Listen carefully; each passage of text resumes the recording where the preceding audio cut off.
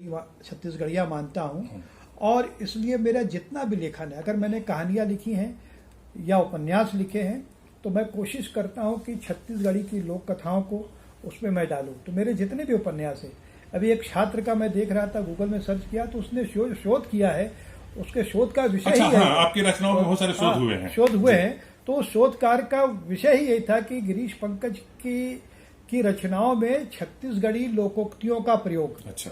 वो पीएचडी कर रही है, जो कोई ज्योति करके कोई है। तो उसका अचानक मैंने देखा, तो मेरी कोशिश रहती कि हम जहाँ लेखक का दायित्व है, हमारे समय के एक बड़े लेखक फणीश्वरनाथ रेणु हुए हैं, जिन्हें कहा जाता है कि वे आंचलिक कथाकार हैं। आंचलिक कथाकार के कई लोग समझते हैं, इसका अवमूल्यन कर देते हैं, लेकिन ऐसा नहीं है। आंचलिकता एक बड़ा शब्द है, जो हमारे परिवेश में हो रहा है उस पर लिखना।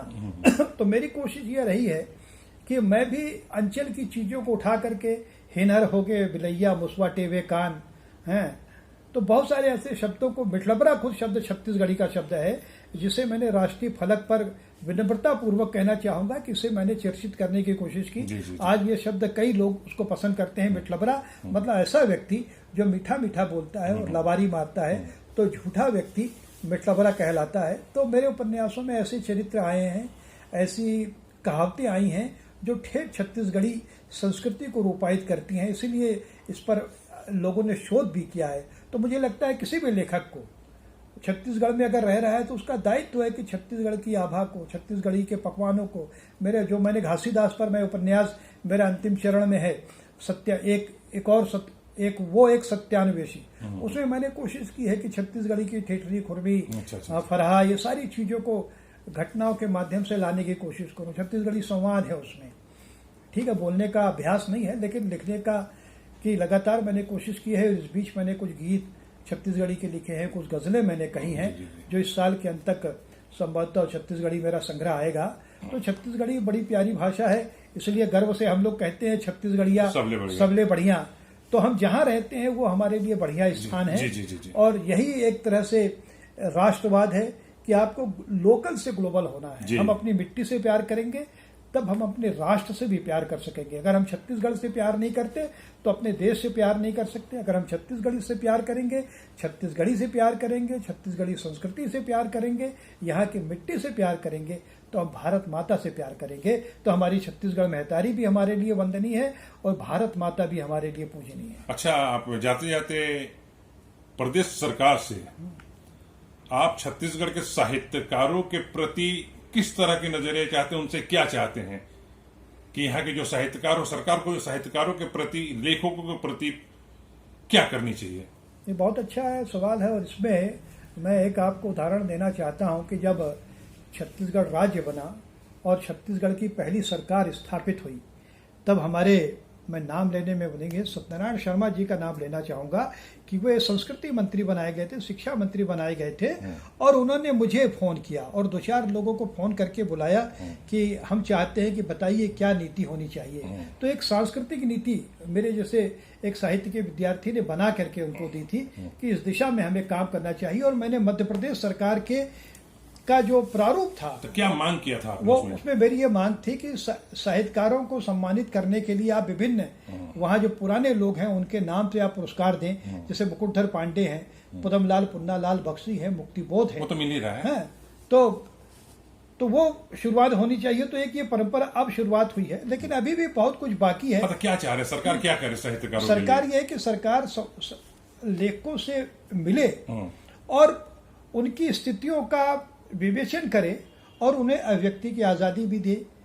उसमें मैं पत्रकारिता को भी शामिल करता हूं कि लेखक जो होता है वो, जैसे शुरू में हमारी बात हुई, वो प्रतिपक्ष की भूमिका अदा करता है, पत्रकार भी करता है। तो अभी भी सरकार ने उस दिशा में बहुत ठोस कदम नहीं उठाए हैं। तो मेरा अंत में निवेदन यही है कि जो विपन्नता की स्थिति में लेखक हैं या पत्रकार हैं, उनको आर्थिक दृष्टि से उनकी मदद करे, एक सूचीबद्ध करे। और सबसे बड़ी बात ये जो मैं कहना चाहता हूं कि लेखक की खुददारी को समझने की कोशिश करे सरकार। बहुत बढ़िया। सरकार लेखक तक पहुंचे, न कि लेखक सरकार के चक्कर लगाता रहे। ये हमारे लोकतंत्र की सबसे बड़ी कमी होती है कि सरकार चाहती है कि लेखक दरबारी होकर के आए, तो मैं चाहता हूं कि लेखक को दरबारी न बनाए, लेखक की खुददारी बचाकर रखे। मैं ऐसा लोकतंत्र चाहता हूं कि जब किसी वरिष्ठ लेखक के पास सरकार खुद चल के आइए और उससे पूछे कि बताइए आपको क्या चाहिए, तो मुझे लगता है कि वो सही में लोकतांत्रिक स्वरूप हो सकता है।